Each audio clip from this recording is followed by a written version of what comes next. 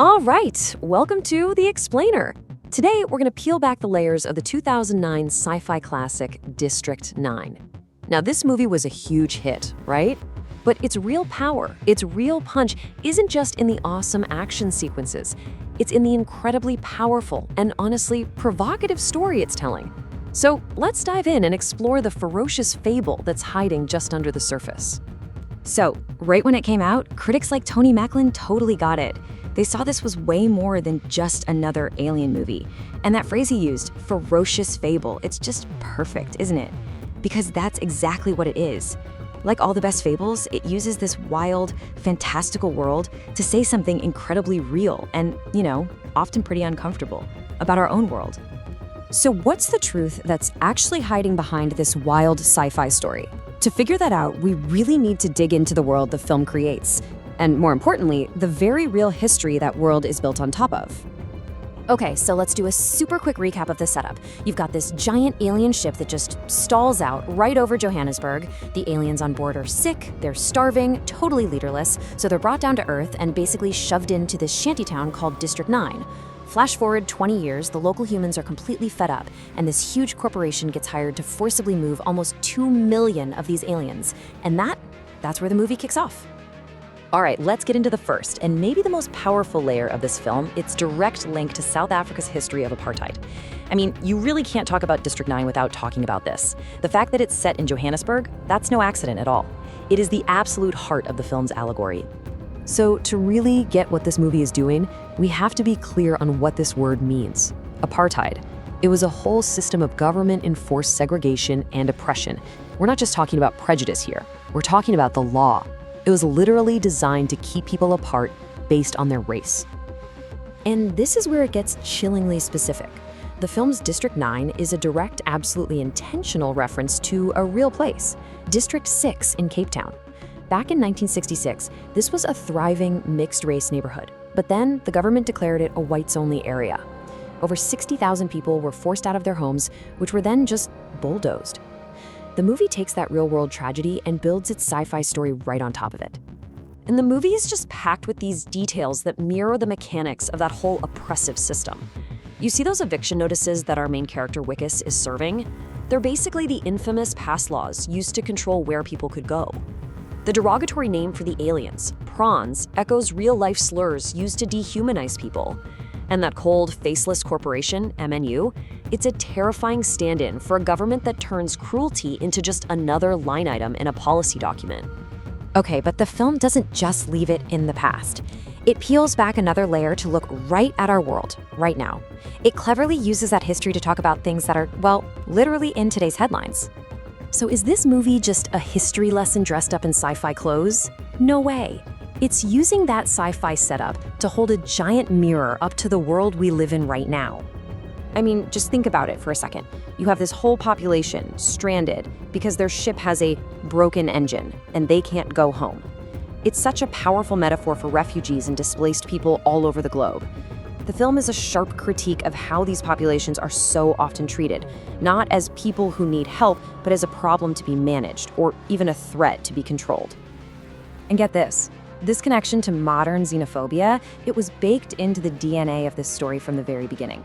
District 9 is actually based on an earlier short film called Alive in Joburg, and for that short, the director went out and did real interviews with South Africans, asking them what they thought about immigrants from places like Zimbabwe and Nigeria. Then he took their exact words, their real quotes, and put them in the mouths of people talking about the fictional aliens. It's this incredible blurring of the line between fiction and documentary. Okay, so we've been talking big picture, right? Society, history. Let's zoom in now to the personal, because this whole story is really told through the eyes of one guy, Wikus van der Merwe. And his journey, well, it's the absolute moral core of the film. So when we first meet Wikus, he's this kind of goofy, kind of harmless paper pusher. He's just a guy doing his job, right? But then he gets sprayed with this weird alien goo, and his body starts to, well, gruesomely change. All of a sudden, he's not one of us anymore. He's a fugitive, hunted by his own people, who now just see him as a prize to be cut up and studied. And this forces him, it literally forces him, to team up with the very same aliens he was just oppressing. Now, if you want to get a little philosophical about it, there's a really deep idea at play here. There's this concept called the master-slave dynamic. Basically, the person in power, the master, can only see themselves as powerful by having someone to oppress, the slave, or the other. What happens to Wickus is that his transformation literally rips him out of that comfortable master role and throws him headfirst into the terrifying, painful experience of being the other. And Fandom Wire put it perfectly. They said with every step of the change, Wickus becomes more humane as he becomes less human. That's the central irony of the whole movie, right there. As his body physically transforms into something alien, his character, his soul, actually becomes more human. He only learns what empathy truly is when he's kicked out of the group that gets to define what human even means. So with all these layers in place, we get to what is probably the film's biggest and most difficult controversy. Because for all the praise it got, District 9 also kicked off a really intense debate. A debate about whether its message is brilliant or actually pretty problematic. And here's the core question that a lot of critics started asking. What if the hero's journey itself is part of the problem? What if the whole idea of a white main character who only learns empathy after he starts turning into one of the oppressed, what if that's actually a flaw in the story, not a strength? On one hand, you had a lot of people praising the film for this very reason. The critic Dassin Thompson said that by putting apartheid in parentheses, inside a sci-fi story, it lets us see that history in a totally different and maybe more direct way. It makes it feel immediate. But then you have the other side. Critics like Armand White had a completely opposite reaction. He argued that the movie doesn't shine a light on history, it makes trash of it. That it takes this incredibly complex, specific, and painful tragedy and just turns it into a ludicrous allegory, a simple action movie. So the whole debate really boils down to a few key points. On one side, it's a brilliant sci-fi allegory about oppression. On the other, it trivializes the very real history of apartheid. Is it a powerful story about an oppressor learning empathy? Or, as some critics pointed out, does it frame racism as just a convenient way for a white hero to have a special growth experience? And on top of all that, there's the criticism that it uses some really ugly, harmful stereotypes for its Nigerian characters. This is a debate that is still very much alive today. Now, regardless of where you land in that debate, one thing that is absolutely undeniable is the film's technical achievement.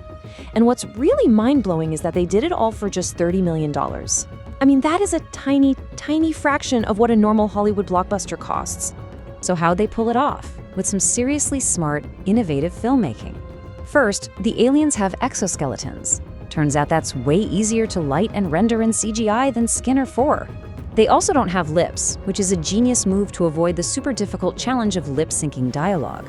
They also shot a ton of the movie in that harsh, bright Johannesburg sunlight, which actually helps blend the CGI into the real world. Throw in that shaky, handheld documentary-style camera, and you've got the perfect recipe for amazing effects that don't break the bank. And that brings us to the film's final, unforgettable image. It's just Wickus, now fully transformed into an alien, all alone in a scrapyard. But he's not some monster. He's quietly, carefully crafting this beautiful little flower out of scrap metal. It's a gift for his wife, the wife he's lost forever. It's just this quiet, heartbreaking moment that shows us the humanity he finally found, but only after he lost his human body.